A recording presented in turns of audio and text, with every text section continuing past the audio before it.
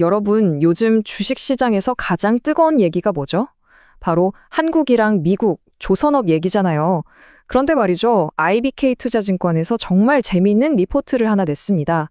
다들 한미협력이라는 큰 그림만 보고 있을 때 그 뒤에 숨겨진 진짜 기회를 잡는 브릿지 전략에 대해서요. 오늘 이 얘기 같이 한번 파헤쳐 보시죠. 이 모든 이야기의 시작, 바로 이 포스팅 하나였습니다. 미국의 전직 고위 관리가 한국 조선소들을 쫙 둘러보고 와서 링크드인에 글을 올린 거죠. 해양 지배라는 엄청난 단어까지 써가면서요. 와, 이 메시지 하나에 시장이 그냥 뒤집어졌습니다. 난리가 났었죠. 아니, 한번 생각해 보세요. 미국이 거의 망해가던 자기네 조선업을 살리겠다고 세계 1등인 한국한테 손을 내민다? 이건 그냥 뉴스 하나가 아니었어요. 말 그대로 업계 판도를 바꾸는 빅 이벤트였던 거죠. 그러니 관련 주가가 어떻게 됐겠어요? 당연히 폭등했죠. 이제 엄청난 기회가 열릴 거다. 바로 이 기대감 때문에요. 자, 그런데 말이죠.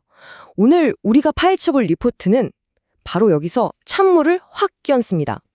모두가 이 장밋빛 미래에 환호하고 있을 때 아주 냉정한 질문을 하나 던지는 거예요. 근데 그거 생각보다 훨씬 나중 일이면 어떡할 건데? 하고 말이죠. 그럼 우리 그때까지 손가락만 빨고 기다려야 할까요? 좋습니다. 그럼 이제 본격적으로 한번 들어가 보죠. 일단 미국이 그리는 큰 그림부터 알아야 돼요. 목표는 아주 확실합니다. 첫째, 무섭게 치고 올라오는 중국의 해상력을 견제하는 것. 그리고 둘째, 거의라 죽어가던 자국 조선업을 다시 살리는 것. 이 두 마리 토끼를 한 번에 잡겠다는 거죠. 근데 이걸 자기들 힘만으로는 도저히 못하겠는 거예요. 시간도 없고 결정적으로 기술이 없죠. 그래서 어딜 쳐다봤을까요? 네, 바로 세계 최강 대한민국입니다. 기술력, 생산력 뭐 하나 빠지는 게 없는 최고의 파트너잖아요. 바로 이겁니다. 지금 이 모든 이야기의 출발점이요. 하지만 여기서부터 현실적인 문제가 딱 나타납니다. 오늘 이 리포트가 정말 예리하게 짚어내는 부분이 바로 이건데요. 그게 뭐냐면 바로 법이라는 아주 높고 아주 단단한 벽이 떡하니 버티고 있다는 겁니다. 그 벽의 이름 바로 존스법입니다. 이게 무려 100년도 넘게 미국 해운이랑 조선 산업을 지켜온 진짜 철옹성 같은 법이에요. 내용은 간단합니다. 미국 항구 사이를 오가는 배는 무조건 미국에서 만들고 미국인이 주인이어야 한다는 거. 딱 이 조항 때문에 한국 조선소가 배를 만들어서 미국에 판다는 게 사실상 불가능한 겁니다. 지금 상황이 딱 이렇습니다. 한쪽에서는 백악관, 그러니까 행정부가 급하니까 빨리빨리 외주라도 주자 이런 분위기인데 다른 한쪽에서는 의회가 무슨 소리냐 절대 안 된다 하면서 자국 산업 보호해야 한다 안보가 우선이다 이러면서 버티고 있는 거죠. 완전히 동상이몽 서로 다른 생각만 하고 있는 겁니다. 이렇게 정치적으로 꽉 막혀 있으니까 리포트의 결론은 명확해집니다. 진짜 돈이 되는 계약, 뭐 예를 들어서 공동으로 배를 만든다거나 대규모로 주문을 넣는 거, 이런 건 아무리 빨라야 2027년이라는 거예요. 그러니까 지금 이 뜨거운 기대감하고 냉정한 현실 사이에는 최소 1년에서 2년이라는 아주 깊고 넓은 강이 흐르고 있는 거죠. 바로 이 지점에서 이 리포트가 제시하는 아주 현명한 해법이 등장합니다. 그 강을 그냥 멍하니 보면서 언제 건너지 하고 기다릴 게 아니라 그 위를 건너갈 수 있는 튼튼한 다리를 먼저 놓쳐나는 거죠. 네, 이게 바로 오늘 이야기의 핵심, 브릿지 전략입니다. 아이디어는 정말 간단하면서도 똑똑해요. 미국이랑 하는 그 거대한 프로젝트는 대형 조선사들이 잘 준비하게 그냥 놔두자는 겁니다. 그 대신 우리는 그 그림이 다 그려질 때까지 기다리는 게 아니라 그 시간 동안 당장 실적을 내고 돈을 벌 수 있는 아주 알짜배기 중소형 조선사들에 집중하자는 거죠. 그럼 그 브릿지 역할을 할 첫 번째 주자가 누구냐? 리포트는 바로 HJ중공업을 꼽습니다.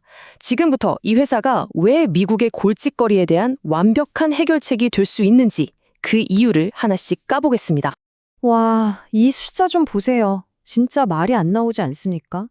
미국에서 배 한 척 만드는 비용이 한국에서 만드는 것보다 무려 5배, 그러니까 545%가 더 비싸다는 겁니다. 인건비는 비싸고 효율은 떨어지고 뭐 총체적 난국인 거죠. 이러니 미국 입장에선 가성비 좋은 파트너를 찾으려고 혈안이 될 수밖에 없는 겁니다. 자, 그럼 이렇게 비싼 돈을 주고서라도 미국이 지금 당장 구해야 하는 배는 뭘까요? 이 차트를 보면 답이 나옵니다. 다른 배들도 물론 필요하지만 제일 급하고 제일 많이 필요한 건 바로 중형 컨테이너선, 무려 29척이나 되네요. 바로 이 지점에서 모든 퍼즐 조각이 탁 하고 맞춰지는 겁니다. 자, 보세요.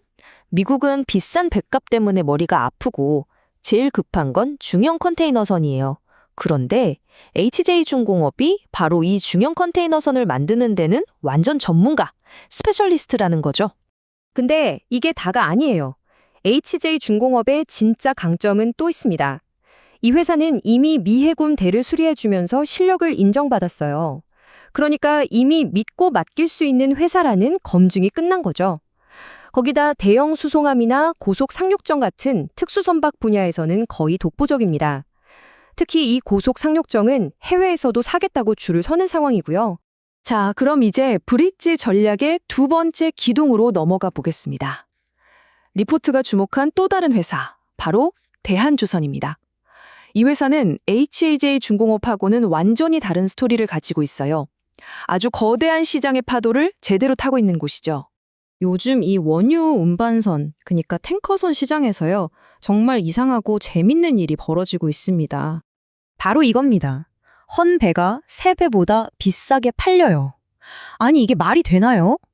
이게 얼마나 엄청난 일이냐면요.